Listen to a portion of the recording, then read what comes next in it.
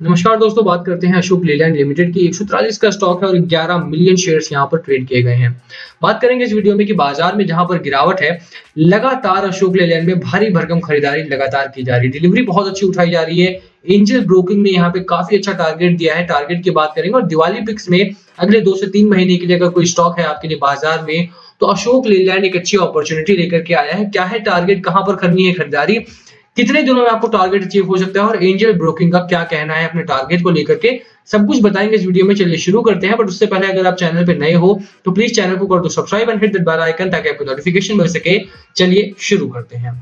सबसे पहले बात करें तो अशोक लेलैंड ऑटो में अगर आप देखेंगे ओवरऑल ऑटोमोबाइल्स में, तो टाटा मोटर्स का काफी नाम चलता है और टाटा मोटर्स में एक अच्छी रैली आई भी। इस समय पे जब बाजार काफी तेजी से भागा था और 18,000, 18,200, 18,400 के आसपास पहुंचा था, तो बात सामने आई कि क्रैश हो सकता है, बाजार में करेक्शन आ सकता है। और करेक्शन के समय पे सबसे अच्छे स्टॉक्स सामने आते हैं जो अंडर वैल्यूड हो या अंडर परफॉर्मिंग हो।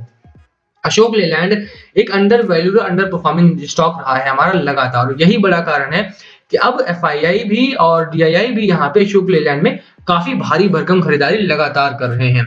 एंजल ब्रोकिंग के टारगेट्स की हम बात करेंगे, बट आप देखें कि चार्ट पैटर्न में अच्छे सुधार देखने को मिले हैं आफ्टर मार्केट स्टार्टेड फॉलिंग। ठीक है, वीकली चार्ट में निकालता हूं आपके लिए। देखिए वीकली चार्ट है ये हमारा, यहाँ पर आपका एक अच्छा रेजिस्टेंस फेस कर रहा था, स्टॉक आपका लगातार एक रेजिस्टेंस में था और लोअर साइड पे एक अच्छा सपोर्ट था यहाँ पे अगर आप देखें तो।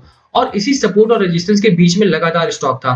First time it hit the resistance यहाँ पे, सेकंड टाइम यहाँ पर हिट हुआ और थर्ड टाइम में अब देखिए कि जब बाजार गिरावट पे रहा तो स्टॉक ने अच्छा ब्रेकआउट दिया है यहाँ पे।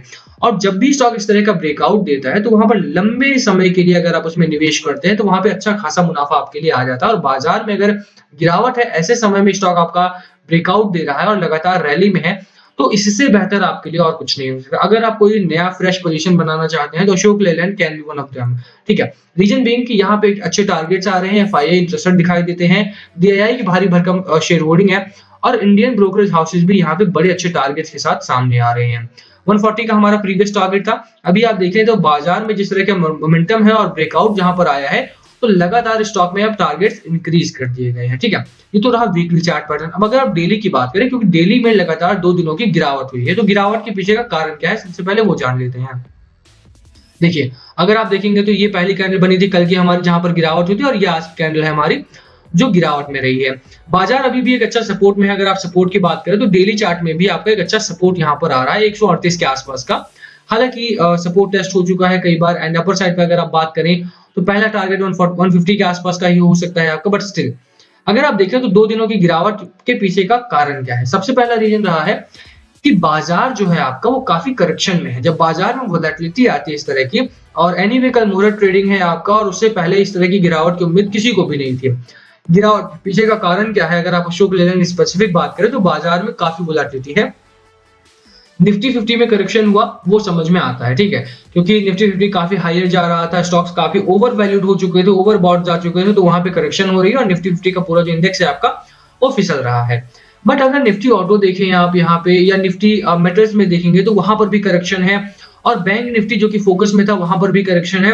और यही एक बड़ा कारण है कि पैनिक मोड जो है बाजार का वो ऑन है, और अशोक लेलैंड में भी थोड़ा सा फिसलता हुआ आपका दिखाई दिया है। हालांकि in comparison to other stocks, अगर आप टाटा मोटर्स की बात करें या टाटा मोटर्स डीवीआर या मारुति सुजुकी की बात करें, तो उसके कंपैरिजन में अशोक लेलैंड में अच्छी अपॉर्चुनिटी भी है और टारगेट्स भी काफी अच्छे आ रहे हैं। ठीक है, सपोर्ट है 138 के आसपास का, यहीं पर आपको खरीदारी करनी है। पहला टारगेट 150 के आसपास का रखना है आपको। सेकंड टारगेट की अगर आप बात करें तो सेकंड टारगेट इज अराउंड 161 के आसपास का। रेजिस्टेंस में बोलूंगा यहाँ पे, टारगेट नहीं, बट रेजिस्टेंस आपका 161 के आसपास आएगा। ठीक है, बात करें कि देखिए ये तो है आपके रेजिस्टेंस की बात। वीकली चार्ट में मैं आपको एंजल ब्रोकिंग का टारगेट दिखा देता हूँ। सबसे पहले देखिए यहाँ पर है, आप जाकर के मनी कंट्रोल पर ये पढ़ भी सकते हैं। अशोक लेलैंड टारगेट 175 का है इनका। Industry production volumes have been at the lowest level since in 12 years, and Angel One believes that the company is ideally placed to capture the growth revival in the CV segment. ठीक है, तो कहीं ना कहीं इस समय पे जैसे इन्होंने बोला कि 12 साल से सबसे कम पे रहे हैं और प्रोडक्शन लेवल इस समय पे काफी अच्छी ग्रोथ कैप्चर कर सकती है कंपनी। और इन एनी केस अगर आप देखें तो पिछले 2 सालों में जो नहीं हुआ है अब हो रहा है। लगातार यहाँ पे गाड़ियों की सेल बढ़ी है, कंपनी ने खुद को रिवाइव किया है, और कंपनी ने कई सारे नए मॉडल सीवी में हो या पीवी में हो नए लॉन्च किए हैं। ऐसे में यहाँ पे ग्रोथ के चांसेस काफी बढ़ जाते हैं। और इस समय पे जो एम किया जा रहा है अशोक लेलैंड से वो भी काफी हाइयर है, तो यहाँ पे उम्मीद काफी जताई जा रही है ग्रोथ के लिए। तो 175 के आसपास का आप टारगेट लेकर के चलें यहाँ पे, और अराउंड यहाँ तक आपका स्टॉक जा सकता है। ब्रेकआउट यहाँ पर दिया था, यानी कि ये आपका एक आइडियल सपोर्ट हो सकता है अगर आप लॉन्गर पीरियड के लिए बात करें 136 के आसपास का। तो ये है आपके टारगेट पैटर्न्स। अगर आप मैकडी की बात करें स्ट्रांगली बुल रन में है, और हिस्टोग्राम आपके अपर साइड है, यानी कि यहाँ पे बायर्स का कब्जा फुल टू है। एंड अगर आरएसआई की बात करें तो यहाँ पे बुलिश पैटर्न आरएसआई में भी है। सपोर्ट 136 के आसपास का लेना है आपने, 175 के आसपास का आपका पहला टारगेट होने वाला है, और होल्ड करने की मेरी सलाह आपको यहाँ पर रहेगी। अभी 2 दिनों की गिरावट हुई है, कल मुहूर्त ट्रेडिंग है, ऐसे में उम्मीद यही जताई जा रही है कि अशोक लेलैंड जैसे स्टॉक जो है जो अंडर परफॉर्मिंग रहे हैं, यहाँ पे अच्छी खरीदारी आने की उम्मीद है। रीजन क्या है उसके पीछे अगर आप देखें तो बाजार में जो वोलेटिलिटी है वो ज्यादातर एफआईआई इन्फ्लुएंस्ड है। एफआईआई का डेटा अगर आप देखते हैं तो पिछले 2 हफ्तों में, लास्ट 2 वीक्स में इन्होंने 24,000 करोड़ के आसपास का माल डंप किया है बाजार में, ठीक है। यही नहीं, सिर्फ पिछले 1 हफ्ते में अगर आप बात करें तो लगभग 10,000 करोड़ के आसपास की डंपिंग इन्होंने की है। तो ऑलमोस्ट अगर आप देखते हैं तो बाजार में डंपिंग काफी जारी है इनकी तरफ से, और यही बड़ा कारण है कि बाजार थोड़ा सा लोअर सर्किट लगा रहा है। ऐसे में आपको स्टॉक्स वो चाहिए जहां पर आप भरोसा कर सके और जो ग्रोथ में हो, और Ashok Leyland is one of them. यहाँ पर ग्रोथ है, और फंडामेंटल्स भी अगर आप देखें तो कंपनी के काफी अच्छे। तो जब बाजार में गिरावट हो तो स्ट्रॉन्ग फंडामेंटल कंपनीज में ही आपको निवेश करना चाहिए। बात कर लेते हैं फंडामेंटल्स की भी। देखो, अगर 11-12 मिलियन शेयर्स ट्रेड हो रहे हैं यहाँ पे, एंड अगर आप फाइनेंशियली कंपनी की एक second, let me turn it back, थोड़ा सा प्रॉब्लम हो जाती है कभी कभी, माउस फनी बिहेव करना स्टार्ट कर देता है। एंड अगर आप देखें इसके फाइनेंशियल सिचुएशंस को थोड़ी सी, फाइनेंशियली कंपनी काफी ठीक कर 100 करोड़ के आसपास का रेवेन्यू जनरेट।